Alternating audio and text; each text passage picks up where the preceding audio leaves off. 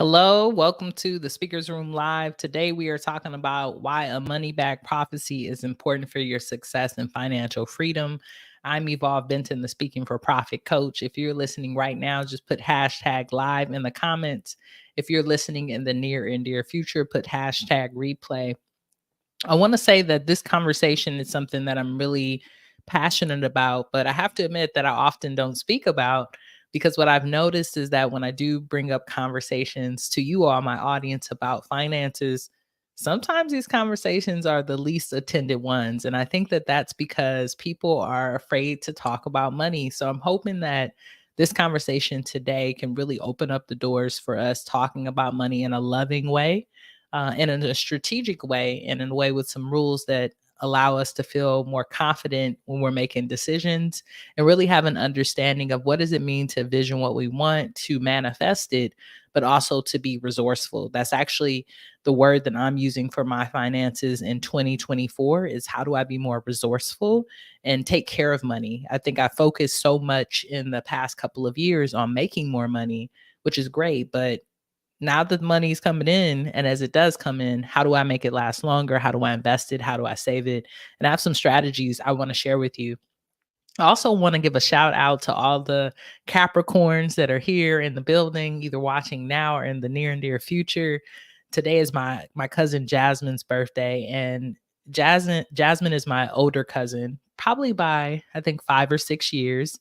A really amazing individual. We grew up in Los Angeles together. And when I think about finances, some of the things that I learned about becoming independent and being able to get out on my own, I learned from her. And today's her birthday. So I want to shout her out. Happy birthday, Jasmine. I love you so much.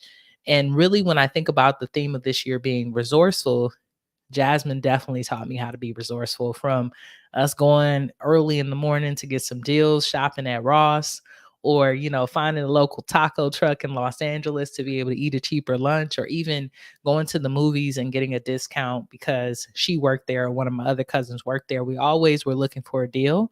And I think that that's why she's such a good parent and able to do that right now. So shouts out to all the strategic and resourceful Capricorns in the building. I appreciate y'all. And I'm just sending y'all so much good energy. So today we're going to talk a little bit about why it's important to have a money back prophecy, and it's important for your success and your financial freedom. So let's get into the conversation. And the first thing that I want to share with you all is that what is a money back prophecy? Essentially, a money back prophecy is a physical representation of how much money you want to bring in for the year. And this can be done on a vision board, or you can do it on a sticky tab, or you can do it in art form. I know last year when I created mine, it was on like a Canva canvas, and I put a bunch of items and the numbers that I actually wanted to obtain that year. So it's important that it's not just the things that you want, because this is not a materialistic prophecy. This is a money bag. So we need to see the money as well that's associated with that. And it's just super important for you to have clarity on that, right? So you want to have both of those things. You don't want to just have a bunch of stuff like it's a vision board, but you also want to have the intentionality around the money. And I think that that's important because seeing the numbers really allows you to know what to say yes to, know what to say no to, especially when you're thinking about your speaking consulting business, or if you're monetizing your message even through digital products. When you start to think about pricing, you really start to think about getting closer to your financial goal. And that establishes some boundaries around that. So, how much am I going to charge? Right? One, like, how much capacity do I have? How much am I going to charge? And then, do I need to go up on my rate, especially if I see myself not getting closer to my financial goals? So that's really what a money back prophecy is. And I do have a workshop that I've done before around how to create that. But today's not about that. Today is really about why it's important. And the reason it's important that you have it is because if you don't know where you're going, you can't make a plan to get there. So often we'll ask speakers, consultants, creators, how much you want to make this year, and then they'll be like $1 million, right? Everybody says $1 million. $1 million is the new 100K, I think, right? Because 100K ain't even really going that far now. And my thought on that is like, okay, well, what are we going to do with that $1 million, and how are we going to get there? And oftentimes people don't have a plan on how they're going to get to the money. It's just, I want to do it. They're still at a job that's not paying them enough. They're still charging for their services under that price, and they don't really have a strategy. So, money back prophecy, yes, it's the physical representation because spiritually, mentally, holistically, you want to be connected to that, but it has to be operationalized. And that's where putting together your own pricing model and your own business model really comes to fruition. And it should be something that you're doing consistently and that you're consistently tweaking to make sure that you're able to hit your financial goals. So, one of the things that we do in the 5 days to 5 figure speaking gigs challenge, we're actually having one in February. I believe the link is in the description of this video. If not, just put the word 5 figure and we'll send it over to you. But we have a day within the 5 day challenge where we focus on your pricing model and also your business model, because it's important for you to know that before you try to get on calls with decision makers, before you try to negotiate opportunities, you need to know where you're at and what you're trying to achieve. Not just be going out here charging it because you feel like it. Like energetically, that might feel like something that's fun and successful, but it's something that's not sustainable. And really, what we want is sustainable income, right? So that's what a money back prophecy is. Now, I talked a little bit about how to create it and maintain it, but I want to talk a little bit about maintaining it from my theme of this year, which I told you all is being more resourceful. So once we have a goal, a financial goal, and do me a favor, if you're watching this live or in the replay, what's your financial goal for 2024? Go on and put that into the comments. I would love to know it. And the reason I want to know it, one, I might be able to help you get there, but two, when we're able to put something out publicly, it's a it's a level of accountability that comes to that. We're sharing it not just with ourselves, but we're sharing it with the world. So in order to be able to implement and maintain your money back prophecy, you also have to have a plan for the money. So often we want to make more money, but what are we making it for? Is it to pay off debt? Is it to buy an asset like a home, or is it to purchase a fly outfit? Is it to take your partner on a trip? Is it to maintain your living for the next year because you want to work this year and take next year off and live in Costa Rica, whatever your dreams are? How are you going to maintain that? And that's where the strategy comes in, because we can manifest some great things. I'm going to be honest with y'all. Last year, I manifest more money, but I spent more money as well. So the manifestation worked, but I wasn't as resourceful and I didn't think critically about how I wanted to spend. And at the end of the year, I was like, hey, I could have done this a lot better. Now, I'm not looking back at last year and holding any shame for myself. I realize this is a learning process, and I want you to realize that for yourself as well. But you have to have a plan for your money. Where is it going? And the best way to do that is to know when money comes in, how it's going to be divided. So right now, what I've been doing within my finances, and thank y'all so much for sharing. I really appreciate this. What I've been doing within my finances is like, okay, I'm gonna be transparent. Right now, it's like a slow season, as you could say, for me. So there's a lot of seeds out there planted for opportunity. So I'm already planning when I get those opportunities, how is the money going to be spent? And one of the things we want to do, my wife and I in 2025, is purchase our next property. The other thing is like, I'm tired of paying student loan debt. I want that to be done. So I'm thinking about strategies around that. And that's really about like, what kind of money do I make? I need to make more money under a nonprofit sector. So maybe I need to take on some nonprofit opportunities, right? So then it's strategically not just like how I'm going to make money, but who I'm going to be working with, thinking about that a little bit deeper. And then the other thing is just being able to save and invest for times when I don't want to work or I can't work. I think oftentimes we think that we're privileged and we're never going to run into a moment where we're not able, where we might be sick, where we might be depressed, where our bodies might break down on us. So having that is going to be important for me. So for you, as you're thinking about and manifesting your money back prophecy, I really want you to also sit with planning out your money, planning out your budget, and that budget not just being the day to day, not just being about like food, rent, and all of that. And I know sometimes we're in so much of a scarcity mode, or we're in a mode where maybe money isn't coming in, and it's kind of hard, right, to think beyond just your basic needs. But it's important that you do that, because what I've noticed for myself is As an entrepreneur, money doesn't come in like when you're working at 9 to 5.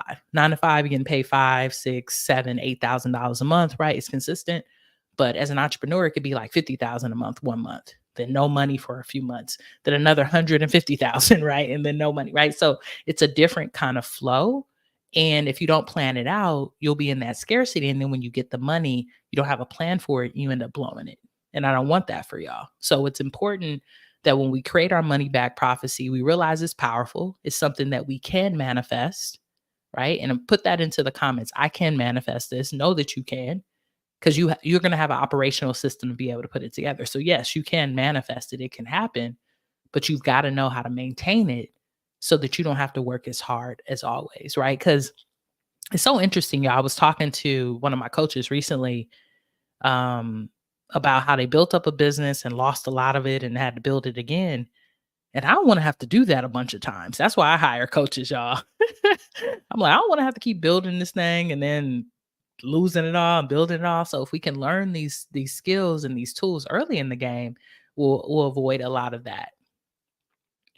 So I want to shift the conversation a little bit to some tactics, right? Because we talked a little bit about how to create a money back prophecy, what that is, how to maintain it. And then I want to talk about when you do start to make that money, how you can scale without overspending.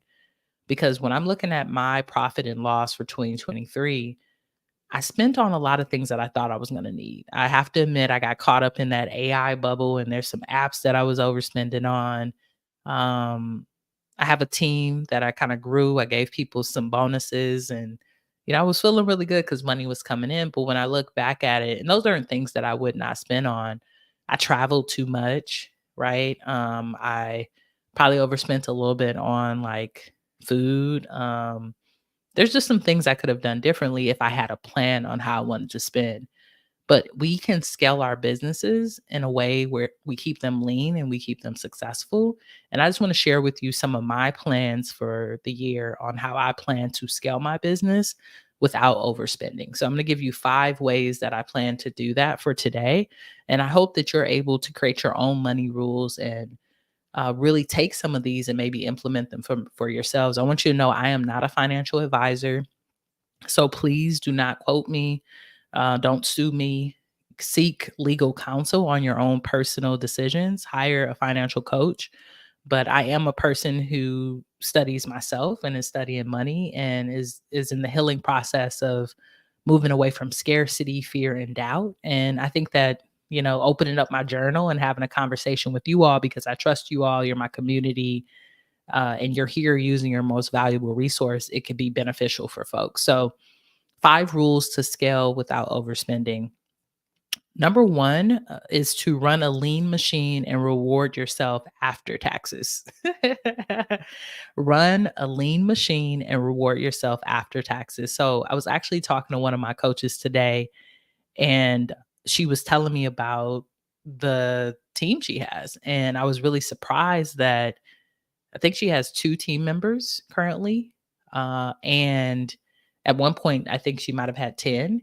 So she's really leaned her business down. And it wasn't just because of the spending side. Like, I think that some of us think about team and think, oh, it's more money. But I think for her, what she realized and what I've realized is I don't really want to manage people. Even when I was working in higher education, I had opportunities to be a director, a vice chancellor, all these different positions that really were about delegating and supporting people. And I like supporting people. Don't get it wrong. I'm a consultant. I enjoy holding space and facilitating space, but it's different from consulting, facilitating, and managing people in an organization. So when I had that conversation with her, I thought to myself, I like my team. I got three people on my team right now. I have someone who supports me on the sales side. I have a VA who supports me on the administrative side. And then I have an assistant coach who knows our curriculum in and out. So if I do need to take a break or a vacation, someone else can keep the program going. And that feels really good. And I know for myself, probably about a year ago, I was like, oh, how do I scale? How do I get more coaches? How do I? And it was because I was seeing other businesses where people were doing the same. And I think after having that conversation with my coach today, I'm like, nah, the real deal is just a lean machine. yes, I don't want to do as much work, but how do we build systems and operationalize and use automation to just create a really simple business instead of trying to hire hundreds of people? So that's just not a goal that I aspire to have right now. That might change, but for me, it's about a lean machine and for me to reward myself after taxes. So looking at some of the money from last year, I'm thinking to myself, what would have been like to make it to this year around this time? This is where we're filing taxes for the business and personal, to wait until this year to go on trips or to ball out or to do the other things instead of doing it throughout the year. So this year I'm really like focused on like making more money, investing and saving, and next year, once we see how we've done after we've paid taxes, that's when I could give myself a bigger bonus or take a longer vacation, right? This is going to be a year that's really focused on that, building up our resources so that we can have more resources to do more things in the new year. So think about that for yourself. How can you in business or even in your personal finances run lean and then reward yourself after taxes so you really know where you're at and you don't have to have that stress? I was just talking to a client this week and they were like, "Yeah, Evolve, like I'm nervous. I don't know what my tax bill is going to be." So the other thing I would suggest is really hiring a great tax professional, a bookkeeper, a CPA, someone who can help you understand the numbers so that you're really able to see it. That clarity is going to be important. So I have a CPA, but I will say that she's, to me, the program I'm in and the person I'm working with is not really a person who's thinking about the future. So I know for me, my next hire is probably going to be someone who can help me plan for the future. And it won't be like a staff member that's there all the time, but it'll be someone I can kind of, bounce ideas off of financially. So just some things to think about. So that's number one, run a lean machine and reward yourself after taxes. Number two, on 5 rules to scale without overspending is to make a list of future buys and utilize the 48-hour rule. So, future buys. So, right now, I am not investing in coaching in any businesses and any apps. Everything that we have in the business right now, I know that it can help us get to our financial goals. So, but I do know there's people I want to work with. Like, there's people I want to support their businesses and their brands as well. And I think that's important. I think it's important that you don't just hog money, that you give it and that you support other people's businesses. So, what I've started to do is make a list of coaches, of consultants, of products that I want to support. And when it is time to potentially spend or scale, then I'll look back at that list, right? But for now, I'm just grabbing the link, putting it in a Google Doc and holding it for the future instead of like, playing that game with yourself where you decide if it's now or later. And what I mean by that is if you see something you want to buy, don't join the email list because they're putting you on the email list so that they can sell you, right? So it's better to capture the link and put it somewhere where it's hidden away instead of getting emails where you're constantly being promoted to, right? That strategy around discipline. And then the 48-hour rule that I use, I actually learned this from my financial coaches from Our Rich Journey. And they use this with their kids. They have 2 daughters. Shouts out to Amon and Christina.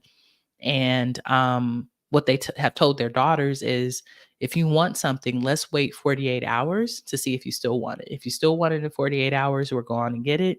And if you don't want it, then you didn't really want it in the first place. And I think this strategy is so great because there can be, less impulse buys or buys that you buy when you're not feeling well or whatever may happen. You can really do it strategically. So those are 2 things that I'm kind of implementing: the future buys and then the 48-hour rules for certain things that I want to make sure that I have some balance and some discipline there. So I hope this is helpful for y'all. If this is helpful, put the word money in the comments. I'm just taking y'all through my like financial journal and ways that I'm planning on scaling, but also not overspending. So I hope that this is helpful for y'all. If y'all are new to our weekly lives, I go live every week on Wednesday, 3:30 p.m. EST. And it's an opportunity for us to talk about how to monetize your message, whether that's through public speaking, consultation, or creating digital products. And in order to get on our list so that you're reminded about these free trainings, all you have to do is text the word speak to 323-405 9492, and that will give you an opportunity to be reminded to be on our list anytime I'm going live, or if I drop a YouTube video with some really amazing information that helps you make more money, create more impact in the world, you'll be notified of that. So go on and text the word speak to 323-405-9492. And I see some money coming through. That's what's up. I'm glad you're here, Van. Glad you can make it. That's my fam, Van Bailey, one of the greatest, y'all. If y'all have not checked out Van's work, please do. An amazing consultant, an amazing brand ambassador, can get you fly. If you need someone to style you for an event, go on and hit up Van. They're just an amazing person, and I'm so thankful to be in community with them. So those are the two things. Let's get into the next three, right? So I told y'all I was going to give y'all five. So first one, right? Run a lean machine and reward yourself after taxes. Second one, make a list of future buys, and then the 48-hour rule. So the third thing that I'm doing is I want to hire people who add value or take stress away, right? Hire people who add value or take stress away. So what I mean by that, I'm not hiring right now, but let's say that we get to a point in our business where we want to scale a particular thing. Like we're doing a 5-day challenge right now, right? We do it at monthly. But let's say eventually we want to do a 5-day challenge weekly. We might have to hire a team member who's just there for the 5-day challenge to support as an assistant, right? I need to hire someone who's going to help add more value, which means bring in more money or more clients, or someone who's going to take away some stress from me so that I can create a path to do that more. I think oftentimes we hire people because they're the homies, they're the friends. We just want to seem like we're a business owner, so we need people to boss around. Whatever kind of like mental and emotional things are going on. But being strategic that that person's either going to add value or they're going to take stress away. So I know for me, when I hired my salesperson, I have a chat specialist who supports me with conversations. That was a big moment because I was in a lot of conversations every day, and I'm social, y'all. I love being social. Y'all see me in the world, I'll speak to you. But undercover, I'm kind of like an introvert. I kind of can get into my own world. I could be a little bit isolated. So being in so many conversations every day was very exhausting for me. The other thing is like I'm black, queer, and fine, I have to say. So I would get hit on in Messenger. It was just weird stuff that was happening because of the internet. The internet is a weird place. So I hired this person to create those boundaries and less stress for me. And immediately when I hired her, I think she had been at our company maybe 2 months. I felt so much stress come down. And I was like, this was the best decision I ever made for myself.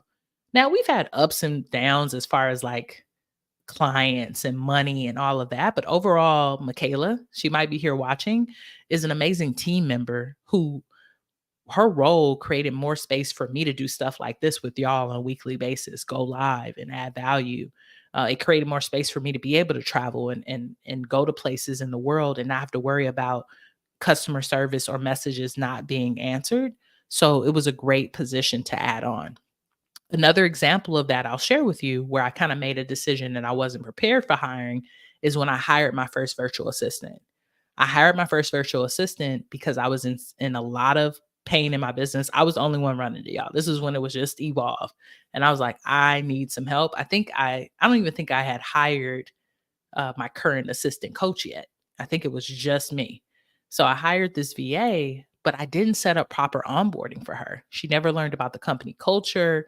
We didn't really have any type of scorecards. We just didn't have anything. Like I think I put together like a really flimsy job description, and she failed. The experiment failed. She was not a good fit. I ended up having to fire my first person. I felt bad about it. Like she was really a sweet person, but it just wasn't a fit. And it was because I didn't have any value around like, is she adding value or is she taking away stress? I was just stressed out and I said, I just need a person, but I didn't operationalize it. So it's important that you don't just hire a person. They have to have an onboarding and orientation, a culture fit. They have to be trained. So I always say, your first like 6 to 7 months bringing a person on, especially if they're going to be on full time, like you got to be prepared for that. You got to have time on your calendar for that. So make sure that you're prepared and ready for it to go. Now, I always suggest let's start off with someone who's operational, an admin, a VA. that's something you can do, but you got to do it in the right way, right? I even failed with that. And shouts out to that VA if she sees this video. I really appreciated her. It just wasn't a good fit. So that's something I'm looking at. When I do hire, I want to make sure I hire people that add value or take away stress. Number 4, don't shame yourself when you make financial mistakes. Get closer to the numbers. This is actually something that I'm doing actively right now. Like, I don't feel like I made like huge financial mistakes in 2023. I have to say that. But I did some things where I was like, I could have done better. And instead of shaming myself, what I've done the last couple of weeks is I just really have gotten closer to the numbers.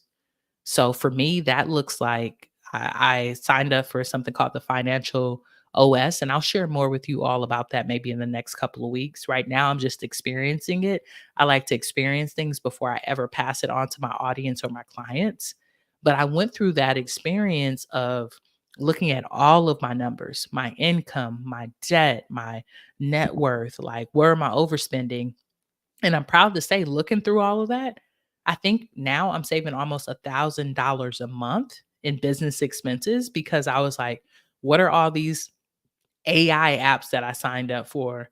Why are we paying this much for this? Like calling one of the people I got to call is my phone company, my cell phone company, because I'm paying like $180 for this. Can I get this cut in half? Can we work out a deal? So I'm calling everybody. I'm trying to work out a deal because one thing I know is people don't want to lose your business right now.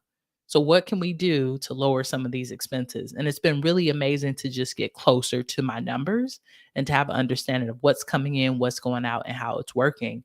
Because oftentimes what happens is you start making more money and you think everything is fine, but slowly but surely, if you're not careful, you'll start to spend more money. So for me, as a part of this year being more resourceful, it's being more disciplined. Put that down. I will have financial discipline. Put that in the comments, right? Because the discipline for me is a form of self love. If I know how the money's coming in and out, I can prepare for things. I could be more financially prepared. And that's just going to help me not live in more scarcity. So I'm going to look at these numbers. They might not be the prettiest numbers. They might not be the most exciting numbers all the time, but I'm going to know them. Because if I know them and I'm closer to them, then we're going to have more of a relationship and there's no shame that's going to be there. So for yourself, don't be looking at your financial history. I know some of us got student loans, credit card debt. We got things out there, y'all. Things happen. It's a part of our life, but it's not the end of you. But if you avoid it, it can be the end of you. So you got to get closer to it. See your numbers. There's several things you can sign up for. I have this financial OS, but it's just like on Airtable. I like Airtable. I like the way it works, but there's mint.com. There's so many different resources financially where you can have a clear picture of it. But I think a lot of us are avoidant because of that shame. And there's nothing shameful because you're going to learn from it. I was just on a call with one of my coaches, y'all, who's a millionaire, has made millions from digital courses. Amazing, amazing person.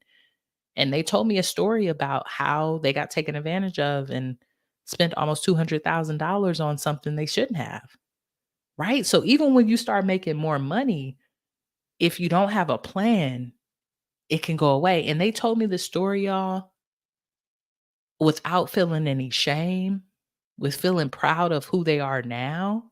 And it was just a beautiful moment where I was like, yo, everybody makes a mistake. So it's not about avoiding the mistake or avoiding the failure. It's about the awareness and clarity and the lessons that come from it and really moving into that. That's what's important. Moving into what's next, getting closer to the numbers so that you can know who you are and who you want to be. You don't know that until you have some of those experiences. So I talked to several of my coaches, of my colleagues, of my mentors about this the last couple of weeks because I was like, what happened to me in 2023? Is this normal? And then, I was like, oh, it actually is. And then I don't know if y'all seen this interview, and then I'll get to the last one. Don't worry, I'm gonna get to the last one. But I don't know if y'all seen this interview with Tyler Perry where he was talking about how he made millions of dollars in his career earlier in his career and he kept spending it all. So the first year he made 1 million. By the end of the year, he didn't have nothing. Second year, he made 3 million. By the end of the year, he didn't have nothing. Third year, he made about 10 million. End of the year, he didn't have nothing. And what he noticed was he was on a pattern of self-sabotage. Every time he made more, he spent more, he gave more because he felt bad about being wealthy and he was just giving more to his family and his friends and not taking care of himself. Then finally he had a financial thing like moment click and he was like, yo, let me get this together. Let me hire some people. Let me get into therapy. Let me get some support. So when they say more money, more problems, it could be that, or it could be more money and more ease if we decide to create plans that are around discipline right now for ourselves, right? So let's get into this last one on 5 ways to scale without overspending. The last one is making saving and investing the goal, not an afterthought. So right now I have in my financial plan how much I want to save for this year and how much I want to invest for this year, right? And in order to make that realistic, I got to make more money, but that's gonna be what I do with my money first. I'm gonna pay myself first, and paying myself first is not going to buy some sneakers, even though I love sneakers, y'all. I love shoes. It's something I'm really working on. It's a love hate, right? But for me, paying myself first is gonna be investing and saving. I want my emergency savings to be out of this world. I want my investments to be out of this world. So in order to do that, I've got to make that the priority and not the afterthought. And when I looked at my budget last year, it was a little bit of the afterthought. And what I mean by that is I had in there like, okay, I'm going to save this amount, I'm going to invest this amount, but it wasn't an amount that was going to get me anywhere, to be honest. It was something that was a little bit more safe instead of it being, I'm going to be heavy on savings and investing. And what's left over, I'm going to see how I can have fun from that, how I can travel from that, how I can maybe pay off some things with that. But we're going to focus on saving and investing. So these are my money rules, y'all. And now you have to sit with yourself. What are your money rules? And sometimes what happens is the reason I wanted to have this conversation with y'all in all transparency, like I told y'all, it's a slow season for me. I kind of shut down my consulting business last year because I was burnt out from my 9 to 5. So I didn't take on as many contracts. I'm coming like, a phoenix out of the ashes with like a new website and reaching out to people and in conversations again about consulting. Now, my coaching business has been riding and been thriving, but it's a slow season. So instead of sitting up here talking to y'all about money when it's like it's here, right? Like when I'm feeling the most abundant, I'm like, let's have this conversation when I'm not feeling the most abundant. Cause this could be healing. Let me bring out the journal for y'all and be real with y'all that we all make mistakes and that we all have those financial challenges. But the gift is the lessons that we learn. So I hope that this has helped you understand why a money back prophecy is important and for your success and financial freedom. Knowing your numbers, knowing what you want to bring in, having a strategy, having a plan. So if this was helpful, feel free to put the word abundance into the comments, whether you're watching here and now or in the near and dear future. And in the next couple of weeks, I'm excited, y'all. I'm going to be launching the Speaking for Profit calculator, which is a calculator that shows you how to price your speaking engagements and consulting engagements.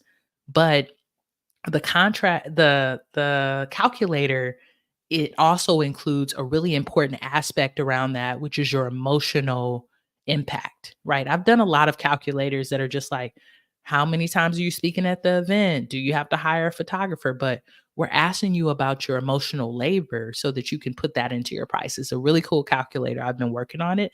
It's going to be available in the next couple of weeks. So I'm excited to share that with y'all. But until then, I hope you all have a really great week. I hope you take some time today and write down what are your 5 financial rules for scaling, but not overspending. And feel free, come back, share them in the comments. I would love to see them. Or if you're watching this on YouTube in the near and dear future, feel free to put it in the comments right now. So I hope you all have an amazing day. And until next time, peace.